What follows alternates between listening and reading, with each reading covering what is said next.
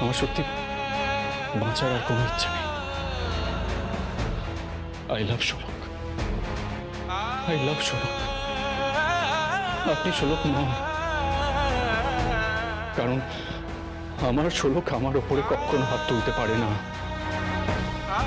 কখনো হাত তুলতে পারে না। অনেক অনেক আশা নিয়ে এসেছিলাম এখানে।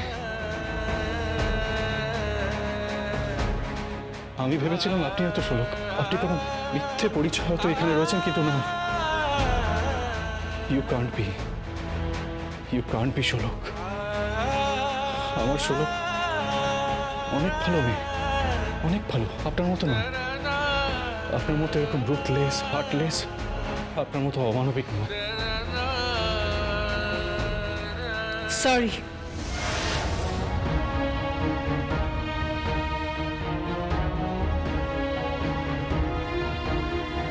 I am sorry. আমার হয়তো আপনার ইমোশনটা বোঝা উচিত ছিল, বাট এভাবে কখনো ঢুকে পড়বেন না। সরি।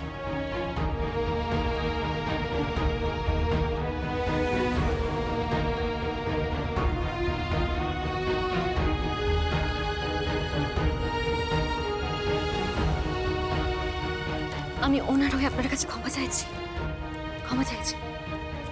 চলো।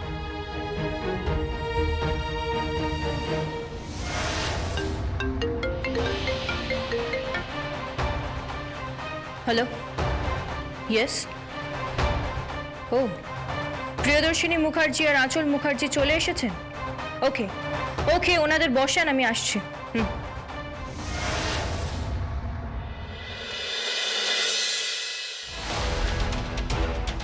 এক্সকিউজ মি অফিসার, এভাবে আর কতক্ষণ ওয়েট করতে হবে জানতে পারি? কি হলো, আপনি উত্তর দিচ্ছেন না কেন?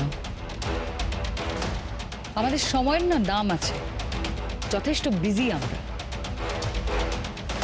তখন থেকে এনে বসিয়ে রেখেছেন, কথা বলছেন না, উত্তর দিচ্ছেন না, কেন বসিয়ে রেখেছেন?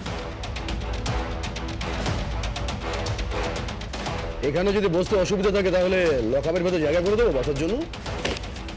Mind your language. কি বলছেন কি আপনি? কি বলছেন? ভয় দেখাচ্ছেন? হ্যাঁ, হুমকি দিচ্ছেন আমাদের? আপনি জানেন আমরা কারা? আমাদের এক ডাকে সকলে চেনে, কলকাতা শহরের সকলে চেনে। নামো। উনি কি করে জানবেন? ওনার তো জানার কথাই না, উনি তো সারাটাক্ষণ ওই ক্রিমিনালদের নিয়ে বিজি থাকেন। আপনি জানেন অফিসার, এই ফ্যাশন ইন্ডাস্ট্রিটা কত বড়? আপনি জানেন অফিসার, এই ফ্যাশন ইন্ডাস্ট্রিটা কি? আর সেই ফ্যাশন ইন্ডাস্ট্রির মুকুটহীন রানী হলো এই আঁচল মুখার্জি। বুঝতে পেরেছেন?